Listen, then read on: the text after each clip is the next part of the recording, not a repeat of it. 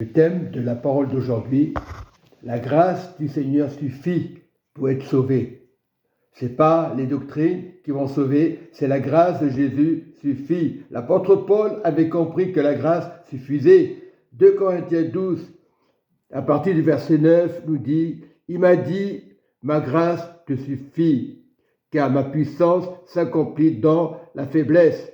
Je me glorifierai donc bien plus volontiers de mes faiblesses, afin que la puissance de Christ repose sur moi. C'est pourquoi je me plais dans les faiblesses, dans les outrages, dans la calamité, dans la persécution, dans les détresses pour Christ, car quand je suis faible, c'est là alors que je suis fort. Et cette grâce, nous devons l'accepter.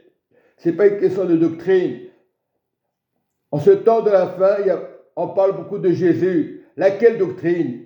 La vraie doctrine, l'apôtre Paul avait compris, lui qui persécutait les chrétiens, lui qui avait un changement radical, il comprenait que la grâce suffisait. Il était persécuté. Lorsqu'il parle des persécutions, il ne parle pas de doctrine, il ne parle pas des religions, il parle de la grâce du Seigneur.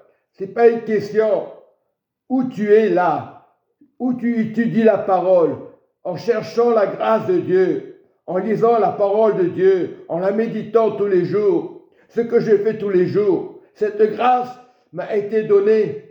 J'ai persécuté.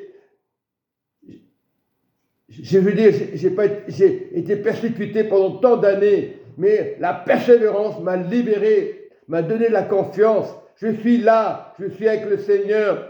L'apôtre Paul, comme il était en prison, il disait, Seigneur, ta grâce me suffit. Il était persécuté en prison. Nous ne sommes pas en prison, mais lorsque la grâce est sur toi, mon frère, ma sœur, ta vie ne peut pas changer. Ta vie est en Jésus. Tu peux voir des pasteurs, tu peux faire des ministères, tu peux voir des visions, mais cette grâce qui m'a été donnée, mon frère, ma sœur, je te demande de persévérer, de parler de personne, de parler du Seigneur. Lui seul peut te donner la solution. Il est important. Je prends le verset 10. C'est pourquoi je me plais, je le confesse, dans les faiblesses, dans les outrages, dans la calamité, dans les persécutions, dans les détresses pour Christ. Pour Christ. Il vaut mieux être persécuté pour Christ et que ton âme soit sauvée. Peu importe les dominations, plus de 7000 dominations aujourd'hui chrétiennes qui se disent enfants de Dieu et qui cherchent leur propre intérêt. C'est normal. Nous faisons tous pareil. Mais nous cherchons la grâce que Paul a eue. Il a été sauvé par grâce. Il n'a pas condamné les religions. Et aujourd'hui, nous cherchons à droite, à gauche les religions pour être bien avec les frères et sœurs, pour chercher l'amour humain au lieu de chercher l'amour de Dieu. Non, c'est Dieu qui console, mon enfant. Si tu veux être dans la gloire de Dieu, si tu veux être sauvé, on parle souvent le bouclier de la foi, mais le bouclier c'est toi, l'intercession avec ton Jésus. Il est mort à la croix, il est vraiment dans ton cœur, dans la résurrection. L'ennemi peut te faire croire des religions qui ne sont pas de Christ. Aujourd'hui, nous cherchons à être bien. Non, cherche d'abord la parole de Dieu, dire la vérité. Vous me souffrir, pas pour les religions. Aujourd'hui, on dit, ah les pauvres témoins Jéhovah, ah les pauvres musulmans.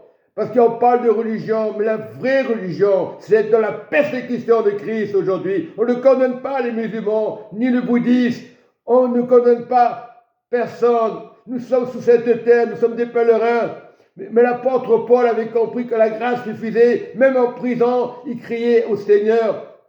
Parce que aujourd'hui, l'apôtre Paul voit le Seigneur. Il est avec Abraham, le père de la foi, et tous les saints qui sont là-haut. Oui, soyons fidèles, soyons l'amour de Dieu, la bannière de Christ. Voilà ce que Dieu veut. Aujourd'hui, on cherche des religions à droite, à gauche. mais la vérité vous affranchira. Jésus est mort à la croix, il est ressuscité le troisième jour parmi les morts. Et aujourd'hui, il est à la droite de Dieu. Il intercède pour toi. Oui, nous devons intercéder afin que le monde change. Il y aura des guerres, c'est normal. Il vaut mieux vivre en Christ, être persécuté. C'est la meilleure part que Dieu nous a donnée. Et intercéder pour les âmes. Soyez bénis, mes frères et sœurs. Amen et Amen.